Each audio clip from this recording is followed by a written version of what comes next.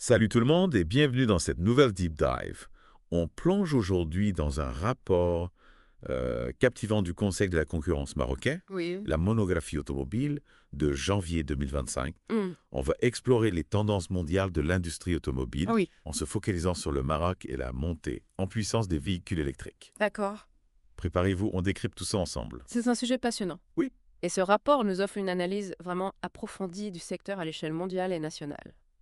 Alors, commençons par le contexte global. Oui. Le rapport souligne une croissance modeste de la production mondiale de véhicules entre 2019 et 2023, Oui. avec la Chine, l'Union européenne et les États-Unis en tête. Par contre, les ventes mondiales ont baissé sur la même période. Oui. La pandémie et le ralentissement économique ont sans doute joué un rôle majeur. Tout à fait. Vous confirmez qu'enfant. Absolument, c'est une période de turbulence pour l'industrie automobile. Oui. Mais ce qui est fascinant, c'est l'émergence de nouveaux acteurs, notamment chinois, qui bouleversent l'ordre établi. D'accord. Par exemple, le rapport Class Bid, un constructeur chinois, Oui. parmi les 10 premiers mondiaux en 2023. Ah oui? Imaginez, elle talonne désormais des géants comme Tesla et Volkswagen. C'est impressionnant. Et bien sûr, on ne peut pas parler d'automobile sans évoquer les véhicules électriques, Non. qui s'imposent comme une solution incontournable pour réduire les émissions de CO2. Hmm. D'ailleurs, le rapport indique qu'un véhicule sur 5 vendus dans le monde est désormais électrique. Oui, l'électrification du secteur est en marche. Oui. Ce qui est intéressant, Oui. c'est la domination des véhicules 100% électriques, les BEV, dans le jargon du rapport, Oui. sur les ventes mondiales. Hmm. On assiste à une véritable révolution technologique. Une révolution qui semble encore concentrée géographiquement, non. Oui, c'est vrai. La Chine, l'Europe et les États-Unis représentent 95% des ventes mondiales de véhicules électriques. La Chine est clairement en tête avec 60% des ventes. Comment expliquer une telle domination? La Chine a effectivement pris une longueur d'avance. Oui. Le rapport met en lumière plusieurs facteurs clés. Une offre de modèles électriques diversifiée et accessible, Oui. une politique publique volontariste Ah, d'accord. et un écosystème de production de batteries ultra performant. N'oublions pas non plus les infrastructures pour véhicules à énergie nouvelle, les NEV, Oui. qui sont bien plus développées en Chine qu'ailleurs. Ce qui crée une concurrence accrue dans le secteur des véhicules électriques, Tout à fait. avec l'arrivée de nouveaux acteurs chinois comme NIO Xpeng et Li Auto. Oui. On assiste même à une guerre des prix qui tire les prix des véhicules électriques vers le bas. C'est vrai. Est-ce que ça risque de fragiliser l'industrie à long terme? C'est une question pertinente. Oui. Cette baisse des prix est une bonne nouvelle pour les consommateurs. Mais elle soulève des questions sur la viabilité de certains modèles économiques. Le rapport aborde aussi un point crucial, Oui. la technologie des batteries, Oui. qui est au cœur de la révolution électrique. Oui. Le choix de la technologie est des déterminants, D'accord. chaque type de batterie ayant ses avantages et ses inconvénients. Le rapport détaille justement les différents types de batteries. Oui. Les batteries lithium fer phosphate dites LFP et les batteries nickel manganèse cobalt, les NMC. Voilà. C'est assez technique, Oui, mais c'est important de comprendre les enjeux derrière ces choix technologiques. tout à fait. Les batteries LFP sont moins chères et plus robustes, Oui. mais moins performantes en termes d'autonomie. D'accord. Les batteries NMC offrent une meilleure autonomie. Mais leur coût est plus élevé et leur impact environnemental est plus important. C'est un dilemme que l'industrie automobile doit résoudre. Et justement, parlons du Maroc. Le rapport met en avant une véritable success story. Oui, Le Maroc est devenu le premier producteur automobile d'Afrique. c'est ça. La production de véhicules a connu une croissance impressionnante entre 2019 et 2023, dépassant les 535 000 unités. Impressionnant. Oui. C'est une réussite remarquable. L'industrie automobile est devenue un pilier de l'économie marocaine, Oui. contribuant fortement aux exportations nationales et à la création d'emplois. Oui. On parle de milliers d'emplois créés grâce à ce secteur dynamique. Mais ce n'est que le début. Non. Le Maroc a l'ambition de devenir un hub stratégique pour l'industrie automobile, Oui. en particulier pour les véhicules électriques et la production de batteries. On a vraiment l'impression que le pays a tout mis en œuvre pour attirer les investissements étrangers. Effectivement, le rapport souligne les nombreux atouts du Maroc. Sa situation géographique stratégique, ses accords de libre-échange, son potentiel en énergie renouvelable. Oui, et bien sûr sa stabilité politique. tout à fait. Le gouvernement a mis en place des initiatives et des incitations pour encourager les investissements dans le secteur automobile. On peut citer la charte d'investissement, Oui. les zones économiques spéciales et des programmes spécifiques pour les projets stratégiques. Exactement. Le Maroc ne lésine pas sur les moyens pour se positionner comme un acteur majeur de l'industrie automobile de demain. Et il a un autre atout dans sa manche, Ah oui, un écosystème de production de batteries en plein essor. d'accord. On assiste à un afflux d'investissements, principalement chinois, Ouais. dans la production de batteries LFP au Maroc. Un choix stratégique compte tenu des ressources abondantes en phosphate du Maroc, Oui, un composant essentiel des batteries LFP. c'est ça. Mais le Maroc ne se limite pas aux voitures, n'est-ce pas? Non, bien sûr. Le rapport mentionne également le développement de nouveaux segments, Oui, comme les bus électriques et les infrastructures de recharge. tout à fait. Hmm. Le Maroc adopte une vision globale de la mobilité durable. Oui. Le rapport souligne d'ailleurs les nombreux atouts du pays pour un avenir automobile durable. Ressources minières, énergie renouvelable, infrastructures numériques. On a hâte d'en savoir plus. Oui, Et on reparlera bien sûr des politiques axées sur la durabilité. avec plaisir. C'est passionnant. Avant de plonger dans les détails de la stratégie marocaine, on va faire une petite pause. D'accord. On se retrouve dans quelques instants pour la suite de notre détail. Parfait. On a vu que le marché automobile mondial est en pleine mutation avec une concurrence de plus en plus intense, notamment de la part des constructeurs chinois. Et le Maroc semble bien placé pour tirer son épingle du jeu. Mais quelles sont précisément les ressources qui font la force du Maroc dans cette course à la mobilité durable? On a parlé des batteries LFP, mais est-ce qu'il y a d'autres éléments qui entrent en jeu? Le Maroc possède un avantage stratégique majeur, des réserves importantes de minerais essentiels pour la transition énergétique mondiale. On parle bien sûr du phosphate, Oui. mais aussi du cobalt, de l'argent et du cuivre. Du cobalt. C'est intéressant. On entend souvent parler du cobalt comme un matériau controversé pour les batteries à cause de son extraction parfois problématique. Est-ce que le rapport aborde cette question?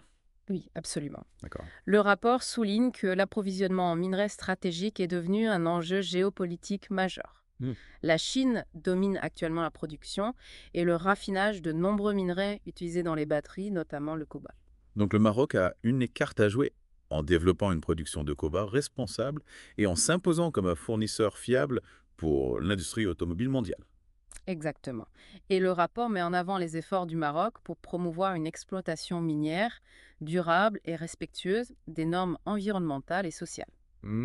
C'est un argument de poids pour attirer les investisseurs soucieux de l'impact environnemental de leurs activités. Parlons maintenant des énergies renouvelables. Oui. Le Maroc est souvent cité en exemple pour son ambition dans le développement de l'énergie solaire et éolienne. Comment cela s'applique-t-il à l'industrie automobile? Le Maroc s'est engagé à atteindre 80% d'énergie renouvelable dans son mix énergétique d'ici 2050. D'accord. C'est un atout majeur pour alimenter les infrastructures de recharge des véhicules électriques et pour produire des véhicules avec une empreinte carbone réduite. Produire des voitures vertes au Maroc. Voilà, qui serait un argument de vente puissant sur le marché international. Est-ce que le rapport évoque d'autres initiatives en matière de développement durable? Bien sûr. Le rapport mentionne également le développement d'une infrastructure numérique performante au Maroc, Oui. avec des data centers certifiés TIR, une norme internationale de qualité D'accord. et une législation avancée sur la cybersécurité. Ah, c'est intéressant. On parle beaucoup de la voiture connectée, de la voiture autonome, Oui, de l'importance de la sécurité des données. tout à fait. Est-ce que le Maroc se positionne déjà sur ce créneau? Absolument. Le Maroc se positionne comme un hub numérique capable d'accompagner l'industrie automobile dans cette transformation digitale. On parle de la voiture autonome, des services de mobilité connectés et bien sûr de la sécurité des données. C'est un écosystème complet que le Maroc est en train de construire pour s'imposer comme un acteur majeur de l'automobile de demain. Mais est-ce que le rapport parle des défis à relever back? Oui. On imagine que la transition vers une mobilité durable n'est pas sans obstacle. Bien sûr, le rapport mentionne la nécessité de renforcer les compétences et la formation dans le secteur automobile D'accord. pour accompagner l'arrivée de nouvelles technologies et de nouveaux métiers. Il faut former les travailleurs marocains aux technologies de pointe pour que le pays puisse rivaliser avec les autres acteurs mondiaux. C'est un défi que l'on retrouve dans de nombreux pays. Oui, La formation est la clé pour s'adapter aux mutations du marché du travail. tout à fait. Y a-t-il d'autres défis importants? Le rapport insiste également sur l'importance de la recherche et développement pour stimuler l'innovation et permettre au Maroc de se positionner sur des segments à forte valeur ajoutée. Investir dans la R&D, c'est investir dans l'avenir Et le Maroc semble l'avoir bien compris. Et enfin, il faut une collaboration étroite entre le secteur public et le secteur privé pour créer un environnement favorable à l'investissement et à la croissance. Tout à fait. C'est essentiel pour que le Maroc puisse réaliser pleinement son potentiel. Un dialogue public-privé efficace est la clé du succès pour de nombreux projets de développement économique. Le Maroc semble avoir tous les atouts en main pour réussir sa transition vers une mobilité durable et s'imposer comme un acteur incontournable de l'industrie automobile de demain. On a beaucoup parlé des atouts du Maroc, des minerais stratégiques aux énergies renouvelables en passant par les infrastructures numériques et les politiques de développement durable. Oui. Mais le rapport aborde-t-il la question de l'impact social de cette transition? Oui, absolument. Le rapport souligne l'importance d'une transition juste et inclusive qui profite à tous les Marocains. D'accord. Il met en avant la nécessité de créer des emplois de qualité dans le secteur de la mobilité durable, de former la main-d'œuvre aux nouveaux métiers et d'assurer un accès équitable aux nouvelles technologies et aux services de mobilité. C'est rassurant de voir que le rapport prend en compte les aspects sociaux de la transition vers une mobilité durable. Oui, le rapport du Conseil de la concurrence marocain nous donne un aperçu très complet des tendances mondiales de l'industrie automobile et de stratégie du Maroc pour s'y adapter. On peut dire que le Maroc est sur la bonne voie pour relever les défis de la mobilité durable et s'imposer comme un acteur majeur sur la scène internationale. On a vraiment l'impression que le Maroc a une vision à long terme et qu'il met tout en œuvre pour réussir sa transition. Oui. Avant de passer à la conclusion de notre deep dive, j'aimerais qu'on s'attarde un instant sur les politiques de développement durable au Maroc. D'accord. Le rapport mentionne notamment le Plan National Climat. Oui, pouvez-vous nous en dire plus? Bien sûr. Le Plan National Climat vise à réduire les émissions de CO2 du Maroc de 35% d'ici 2030. Il inclut des actions concrètes pour le secteur automobile, comme l'amélioration de l'efficacité énergétique des véhicules, le renouvellement du parc automobile avec des modèles moins polluants et l'extension des transports en commun. Donc c'est une approche globale qui s'attaque à plusieurs leviers pour décarboner le secteur des transports. Oui. Le rapport mentionne également la stratégie nationale de développement durable. Oui. En quoi consiste-t-elle? La stratégie nationale de développement durable fixe des objectifs ambitieux pour la transition énergétique et la protection de l'environnement au Maroc. D'accord. Elle s'articule autour de 3 axes principaux. Le développement des énergies renouvelables, l'amélioration de l'efficacité énergétique et la promotion d'une économie circulaire. Un véritable triptyque pour un avenir plus vert. Est-ce que le rapport mentionne des exemples concrets d'initiatives dans ces domaines? Oui, le rapport souligne l'importance de l'innovation technologique pour atteindre ces objectifs. Le Maroc mise sur le développement de technologies propres comme l'hydrogène vert pour alimenter les véhicules et le stockage d'énergie pour optimiser l'utilisation des énergies renouvelables. Oui. Le rapport met également en avant les initiatives du Maroc pour soutenir la recherche et l'innovation dans ces domaines. C'est passionnant. On a l'impression que le Maroc se positionne comme un véritable laboratoire d'innovation pour la mobilité durable. Absolument. On parle de partenariat public-privé pour financer des projets de recherche, programmes de financement pour encourager les startups innovantes et de la création de plateformes technologiques dédiées aux énergies renouvelables et à la mobilité durable. Le Maroc semble avoir tous les ingrédients pour réussir sa transition énergétique et devenir un modèle de développement durable. Et cette ambition se reflète également dans l'industrie automobile avec le développement de segments innovants comme les bus électriques et les infrastructures de recharge. C'est une vision à long terme que le Maroc met en place. S'imposer comme un acteur majeur de la mobilité durable en s'appuyant sur ses atouts naturels, son expertise industrielle et ses politiques publiques volontaristes. En résumé, le rapport du Conseil de la concurrence marocain nous offre une analyse approfondie du secteur automobile avec une vision globale des enjeux et des opportunités. Oui. On retiendra que l'industrie automobile mondiale est en pleine transformation avec l'essor des véhicules électriques et la montée en puissance de nouveaux acteurs, notamment chinois. Tout à fait. Le Maroc, quant à lui, se positionne stratégiquement pour capitaliser sur ces tendances. Le pays a mis en place une stratégie ambitieuse pour devenir un hub de la mobilité durable. En s'appuyant sur ses ressources naturelles, ses infrastructures modernes et sa politique de développement durable. On vous encourage vivement à consulter le rapport complet sur le site du Conseil de la concurrence marocain pour en savoir plus. Oui, c'est une lecture passionnante. N'hésitez pas à nous faire part de vos réflexions et de vos questions sur nos réseaux sociaux. On sera ravis d'échanger avec vous.